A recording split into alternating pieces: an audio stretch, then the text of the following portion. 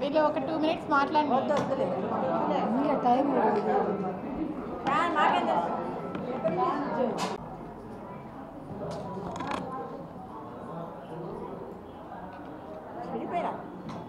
వేదికను అలంకరించిన పెద్దలు టౌన్ స్పోర్ట్స్ని డెవలప్ చేశారు ఖచ్చితంగా. కాబట్టి ఈ ఇండస్ట్రీస్ని కూడా ఆకర్షించే విధంగా ఈరోజు వైస్ ప్రెసిడెంట్ కృష్ణవేణి గారికి సెక్రటరీ సుమామయ్య ఏర్పాటు చేయడమైంది. ఎక్కడ మహిళలు పూజింపబడతారో అక్కడ దేవుడు కొలువుంటారు అంటారు. అదేవిధంగా ఈరోజు మహిళా తల్లులకు పెద్దపీట వేసిన వ్యక్తి మన ముఖ్యమంత్రి జగన్మోహన్ రెడ్డి గారు. మహిళా పక్షపాతిగా ప్రతి పథకాన్ని మహిళల పేరిట వారి బ్యాంకు ఖాతాల్లో నగదు జమ అయ్యే విధంగా ఈరోజు వర్క్ చేస్తున్నారు మన ముఖ్యమంత్రి జగన్మోహన్ రెడ్డి గారు.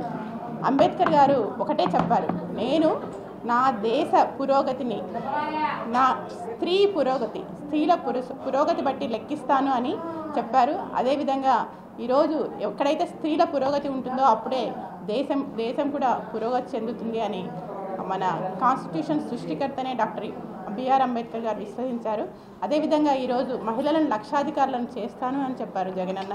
అదేవిధంగా ఈరోజు మహిళల సంక్షేమానికైతేనేమి, వారి అభివృద్ధికైతేనేమి, వారి సాధికారతకైతేనేమి కృషి చేస్తూ మహిళా సాధికారతకు ఒక గొప్ప అర్థం చెప్పిన వ్యక్తి మన ముఖ్యమంత్రి జగన్మోహన్ రెడ్డి గారు. ఈరోజు రాజకీయ సాధికారత చూస్తే ఈరోజు ప్రతి లోకల్ బాడీస్ అయితేనేమి, అంటే సర్పంచ్ల్లో 50%, అదేవిధంగా ఎంపీటీసీల్లో, ఎంపీపీల్లో, అదేవిధంగా నామినేటెడ్ పోస్టుల్లో, అదేవిధంగా మినిస్టర్స్లో కూడా ఎంతోమందికి ఈరోజు మహిళలకు అవకాశం కల్పించారు. మనం చూస్తే మన హోమ్ మినిస్టర్ ఒక మహిళ, ఒక దళిత మహిళ. అదేవిధంగా మనం చూస్తే ఇక్కడే రాయచోటు నుంచి శాసన మండలి చైర్మన్గా ఉన్న మహిళ ఒక మైనారిటీ మహిళ. జగన్ ఆ రోజు ఏదైతే చెప్పారో ఈ నవరత్నాల్లో ప్రతి పథకాన్ని ఈరోజు అమలు చేసి మహిళల నమ్మకాన్ని పొందిన మంచి ముఖ్యమంత్రి మన జగన్మోహన్ రెడ్డి గారు. ఎందుకంటే ఈరోజు ఒకటే ఆసరా ద్వారా పొదుపు ఖాతాలన్నీ నేను మాఫీ చేస్తానని ఆ రోజు చెప్పారు మన ముఖ్యమంత్రి జగన్మోహన్ రెడ్డి గారు. అదేవిధంగా ఈరోజు రాష్ట్ర వ్యాప్తంగా ఉన్న 78 లక్షల మంది పొదుపు మహిళలకి ఈరోజు 25,500 కోట్లని వారి ఖాతాల్లో జమ చేసిన వ్యక్తి మన ముఖ్యమంత్రి గారు. అదేవిధంగా ఈరోజు మహిళలు ఎప్పుడైతే రాష్ట్రం కానీ దేశం కానీ అభివృద్ధి చెందాలంటే ఖచ్చితంగా వాళ్ళకి విద్య అనేది చాలా అవసరము. అంబేద్కర్ గారు ఒకటే నమ్మారు, విద్య అనేది ఒకటే మన సొసైటీలో పూర్ పీపుల్ని for the upliftment of the poor, the education is the only tool to uplift the poor and for the economic development of the society అని నమ్మాడు. అదేవిధంగా ఈరోజు విద్యలో ఎంతో సంస్కరణలు తీసుకొచ్చి విద్యను పేదవాడికి దగ్గర చేసిన వ్యక్తి మన ముఖ్యమంత్రి జగన్మోహన్ రెడ్డి గారు.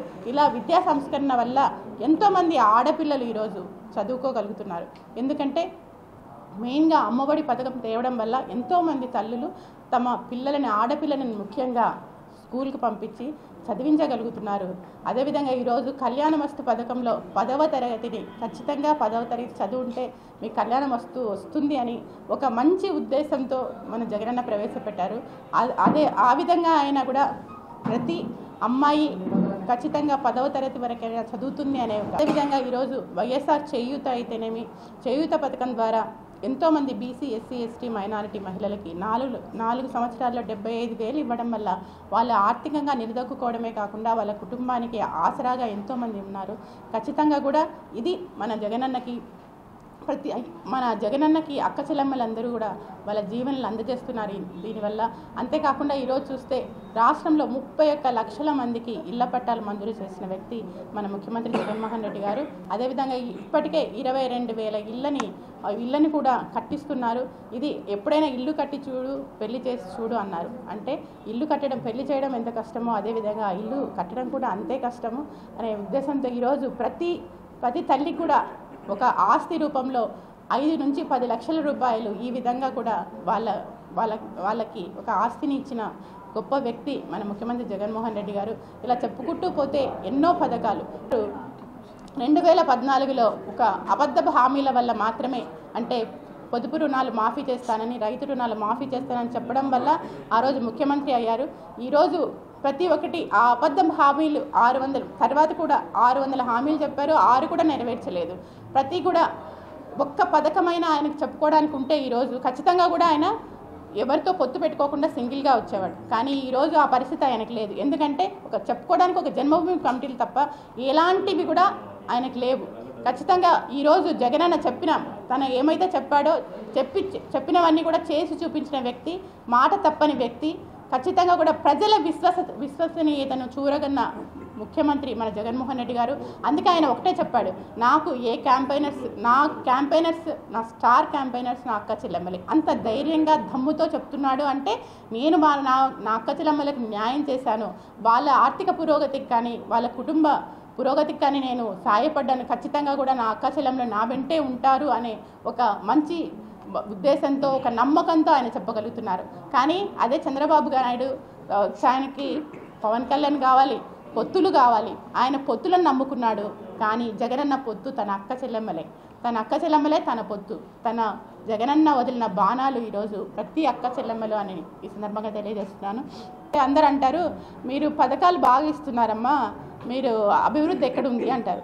మీరు అభివృద్ధి అనేది ప్రతి విలేజ్లో ఈరోజు చూస్తున్నాం. మనం ఒక విలేజ్కి వెళ్తే విలేజ్ హెల్త్ క్లినిక్స్ అయితేనేమి, రైతు భరోసా కేంద్రం అయితేనేమి, సచివాలయాలు అయితేనేమి ప్రతి దగ్గర కూడా మనకు కనిపిస్తున్నాయి. అదేవిధంగా village health centres, bedded hospitals ప్రతి మండల్ లెవెల్లో కూడా 30 బెడెడ్ హాస్పిటల్స్ ఈరోజు ఉన్నాయి.